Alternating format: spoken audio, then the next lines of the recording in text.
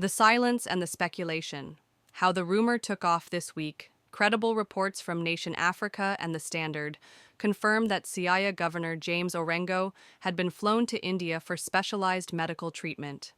These reports, however, offered no detail on the nature of his illness. Since then, a troubling silence has persisted from both his family and the ODM party. The absence of official updates has created a vacuum now filled by swirling social media speculation. Unverified claims about his possible transfer to China or his quiet return to Kenya have proliferated across Twitter, Facebook, and closed WhatsApp groups, yet none have been substantiated by verifiable evidence or affirmed by mainstream news outlets. The most provocative claim came from political commentator at Ayoko J, who, in a tweet a few days ago, speculated that Orengo's sudden illness could have been the result of poisoning. The tweet quickly gave rise to the hashtag number Orengo poisoned, gaining temporary traction in Siaya and Nyanza political circles. Referencing Kenya's history of high-profile political deaths, from J.M. Kariuki to Robert Oko, users pointed to a possible pattern. Yet, as sensational as these claims may be, they remain devoid of evidence and have been dismissed by credible journalists and fact-checkers alike. As of now, no forensic, medical, or eyewitness data exists to support the poisoning theory. History, health, and hypocrisy. The context behind the illness. James Orengo is not just any Kenyan politician. A seasoned political operator and constitutional lawyer, he has been at the heart of Kenya's democratic evolution since the 1980s. As a key architect of the 2010 Constitution and a veteran of the struggle for multi-party democracy, his influence within ODM and national politics is undisputed. However, his defiance of the recent ODM-UDA cooperation deal appears to have positioned him awkwardly within his own party.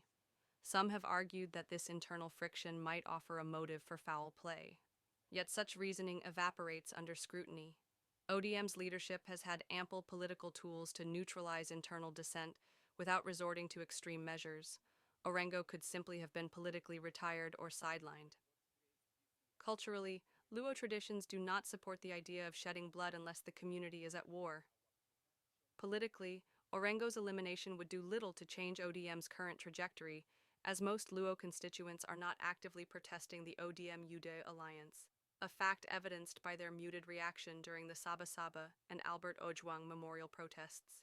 Further, Kenya has a long tradition of public figures, like Kijana Wamalwa, Kenneth Matiba, and Charles Rubia, seeking treatment abroad and eventually succumbing to natural causes.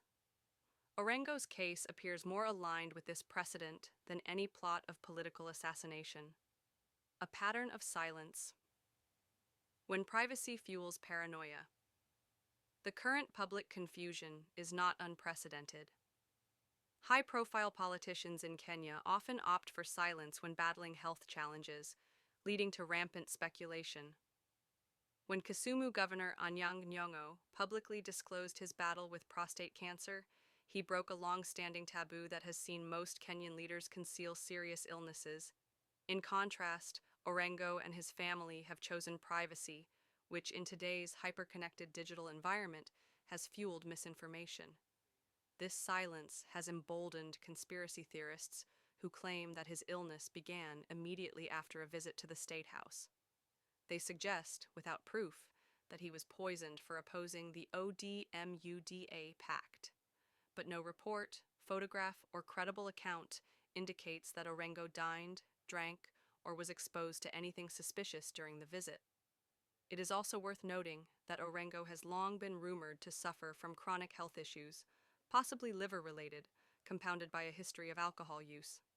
Such conditions could easily explain a sudden decline in health, particularly for a man in his 70s.